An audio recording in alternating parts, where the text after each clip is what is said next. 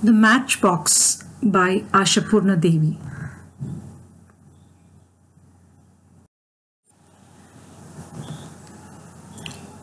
Ashapurna Debi was a prominent Bengali novelist and short story writer.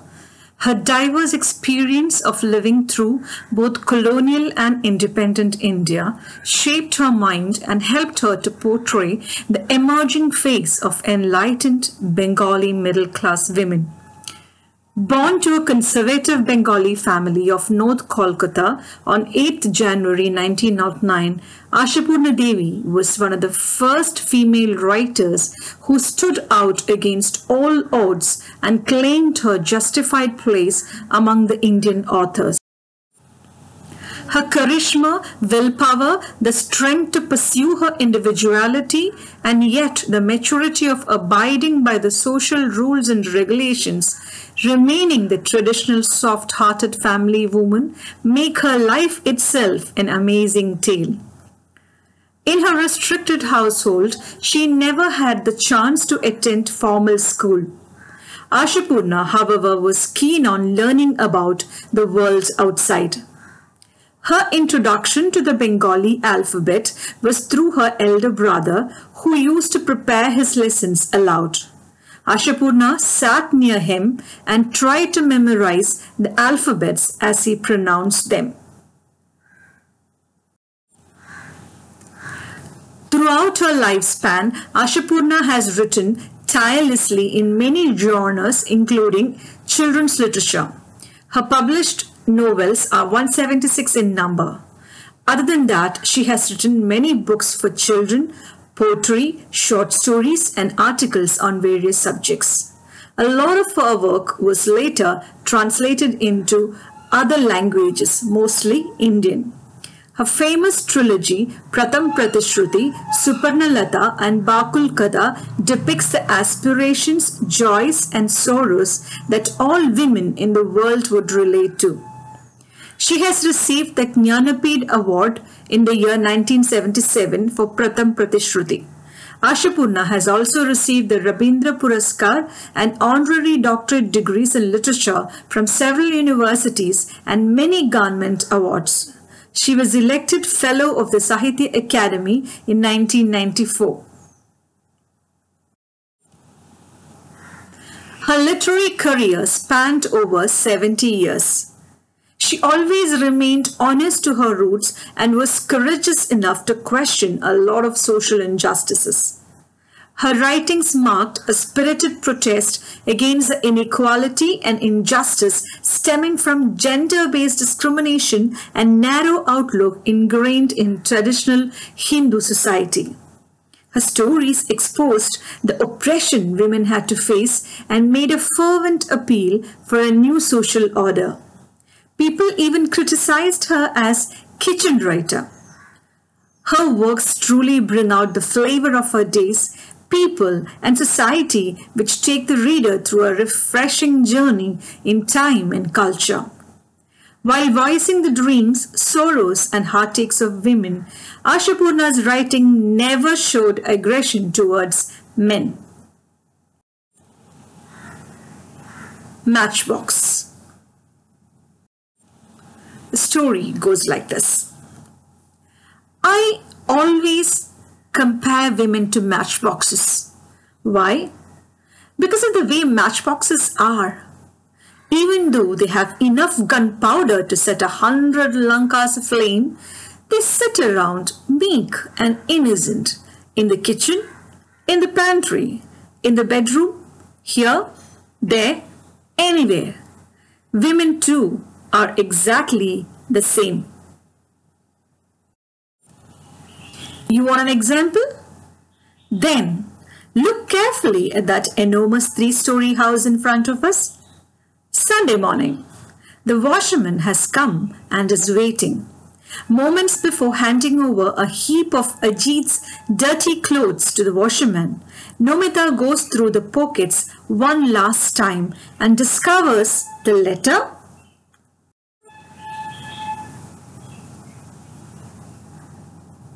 a twisted, crumpled envelope with its mouth torn, and on the envelope Nomita's name.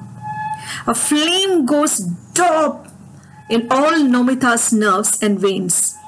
She drops the clothes in her hand and sits on the bed to open the letter. The first thing she looks at is the date. Going by the date, the letter must have come about 3 days earlier. She turns over the envelope and matches the postmark to the date. That too bears the same witness. Yes, the letter came 3 days ago.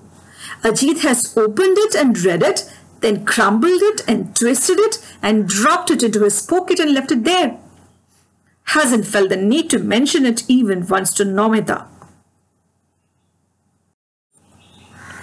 The flame that had gone up top now burns steadily, hissing, sounding its note on each of our mind strings. Because this incident is not a casual oversight, it's deliberate. Ajit's nature is exactly like that. Somehow, he has gained possession of the key to the letterbox, fishing it through the gaps among the 52 hands of this joint family. And whenever there's a letter with Nomita's name on the envelope, he opens it and reads it first, and only then does he give it to her. It's possible that oftentimes he doesn't give it to her at all. At least that's a suspicion that has taken deep root in Nomita's mind. Even though to this day, Ajit cannot truthfully make the claim that he has been able to discover any letter in the slightest degree suspicious. Still, this ugly habit of his won't go. Not with Nomita's anger, not with her taking offense, not with bitter reproaches, her trying to shame him, sarcasm, not with anything. If she mentions it, first he tries to laugh it away, and if laughter doesn't get him out of deep water, he scolds her. She sits perfectly still for a minute and reads the letter through. It's nothing much, a letter from Nomita's mother. It's a standard speech. The good woman has once again placed on the record the news of her various hardships and complaints getting worse, misfortune upon misfortune. The ceiling of her room is cracked and the rainwater falls through in ceaseless streams. If this is not immediately remedied, she will have to die crushed under the weight of a collapsed roof.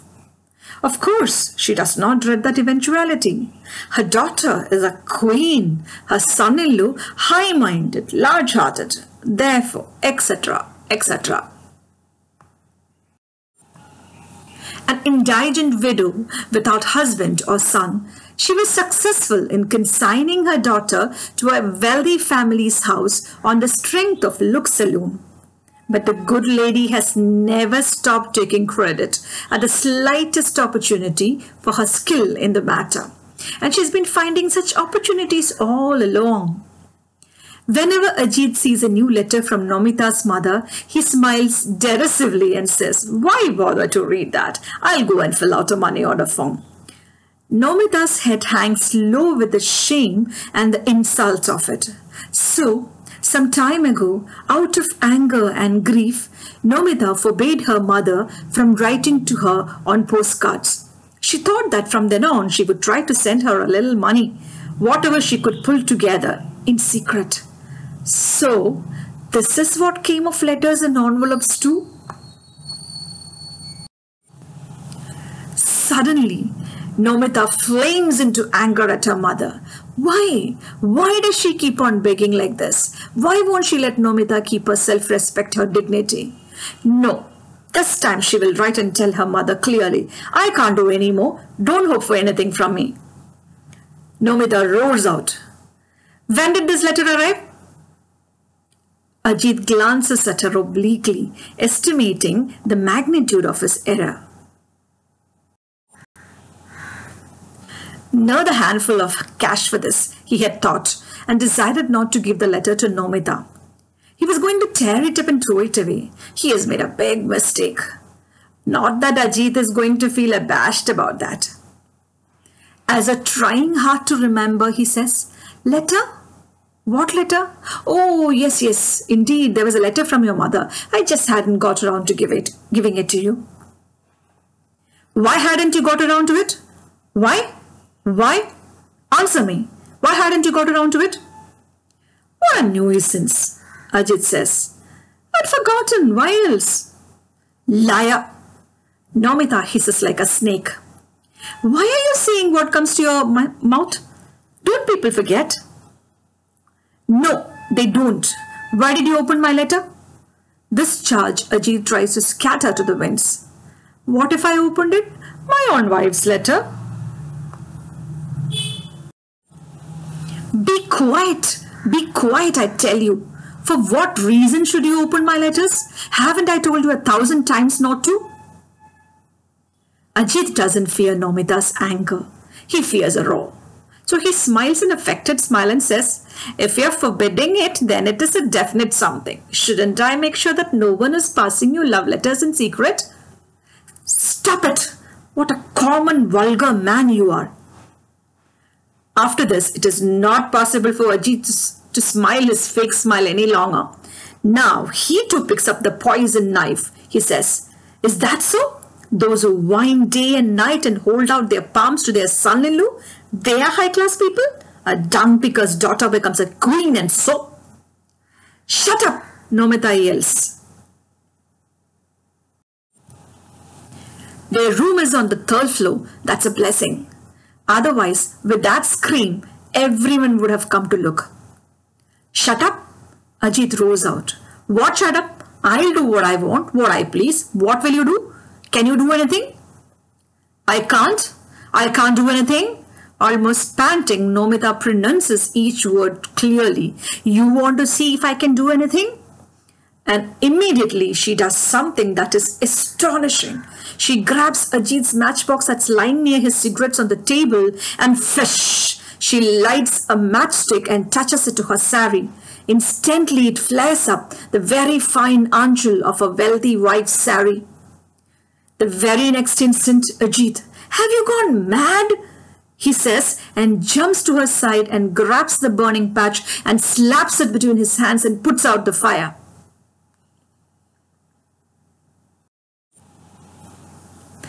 And to tell the truth, now he is a little afraid. He looks fearfully at Nomita's face, sees a fire burning there, bright, blazing red.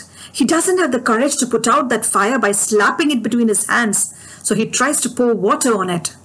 With great difficulty, he attempts to speak normally. You lose all your common sense when you get angry, don't you? A woman and such anger. Uff!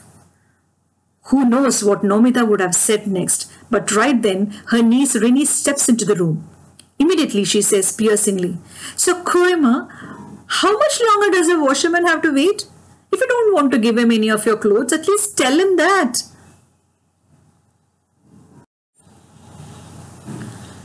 For a second or two, Nomita is still, perhaps recalling the washerman's face, waiting for her downstairs. Then she picks up the dirty clothes and starts sorting them. She says in a calm tone, Go tell him I'm coming. I'm bringing the clothes. Nomita speaks her mind, so no one attacks her outright to her face. They only pinch her with sharp words. Her second sister-in-law is almost exhausted with work this morning, and seeing her, she puts a twisted smile on her sweat-streaked face and says, Well, that's something. At least you finally decided to come down from upstairs. Baba, there's no good or bad time for you. You find the smallest excuse to go into your room and get cozy with your husband. Does the love talk never get old? Nomita looks around once to get a sense of the atmosphere, sees the hurly-burly of the morning, sees a forest of people on either side. Her voice must not tremble, so she too smiles a small smile and says in an extremely soft voice, Oh, it's nothing like that. You should come and peek in some time. Our talk is all angry talk, do you know? Major wife laughs hoo-hoo and says, Stop it now, wife. Don't cover up the forbidden fish with your pious spinach. We haven't been raised on donkey grass. Why do we need to peek in? What you're showing us right in front of our eyes 24 hours a day? Nomita laughs a laugh that can bring an attractive flesh to her white face. After laughing that laugh, she says, Go on, you say the naughtiest things. The busy Buru wife runs up. Have you chopped the vegetables yet? Or are you just telling stories?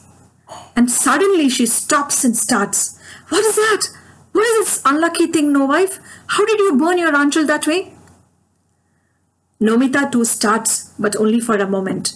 The next instant, she folds the Anchal back quickly and says, laughing, "Oh, don't remind me. It's exactly what you keep warning me about. I didn't listen and see what happened. I used my Anchal to lift the hot pot of water off the stove, and that did it." Nomita pulls a basket of potatoes towards herself and sits down to peel potatoes. And in her mind, she keeps thinking about how she might be able secretly to send her mother a few rupees. She can't really write to her, "I can't do any more, don't hope for anything from me." Over there, the entire village knows Nomita is a queen. Nomita's husband is high-minded, large-hearted. This is precisely why I compare women to matchboxes. Even when they have the materials within themselves to set off many raging fires, they never flare up and burn away the mask of men's high-handedness and their large-heartedness. They don't burn away their colorful shells. They won't burn them. The men knows this too. And that's why they leave them scattered so carelessly in the kitchen, in the pantry, in the bedroom, here, there, anywhere. Quiet without fear, they put them in their pockets.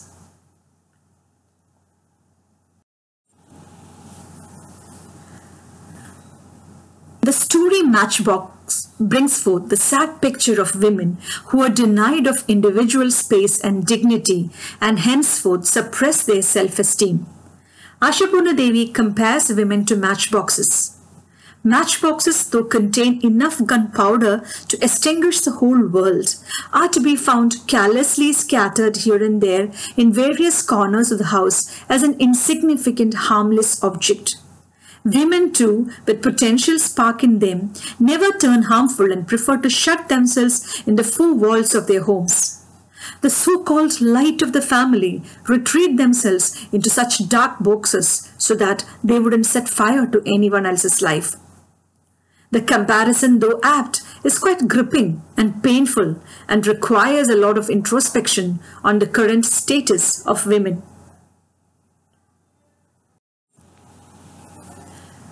Nomita is a typical representative of thousands of Indian women leading a dissatisfied and frustrated life in the four walls of their homes, denied of any rights as a wife and callously treated by their husbands. A striking comparison can be drawn between the crushed and crumpled letter found in Ajit's pocket and the trampled self-esteem, dignity and integrity of Nomita, his wife. Even though a strong-minded woman like Nomita has a potential spark to set flame to the Herculean ego of her husband and the mask of large-heartedness covering his face, she restrains from doing it, giving the notion of a very happy, contented wife before the world. She's portrayed as a woman with strong self-esteem who wants her privacy to be respected. She's highly emotional and sensitive by nature, who values her individual space above anything, and any encroachment to that territory flares her up. Her dignity gets deeply wounded when Ajit shamelessly opens letters addressed to her as if he has every right to do so. Further, his lurking doubts about her character and morality is unbearable for her to withstand, and hence she pounces on him like a tigress while questioning him and dares to call him a vulgar man. Unlike other meek traditional Indian women living in fear of their husband, Nomita comes across as a strong persona who does not hesitate to speak her mind. Even then, she prefers to suppress all her frustrations and projects an image of a satisfied, wealthy wife, deeply enamored by the charm and large-heartedness of her husband. The transformation of her character as she steps out of her room is almost unbelievable. She doesn't want others to know the volcano raging inside her and hence abstains herself from tearing the mask of benevolence covering her husband's face. The irony of it is that her husband too knows that this matchbox which he has in his pocket is harmless and hence can be treated carelessly.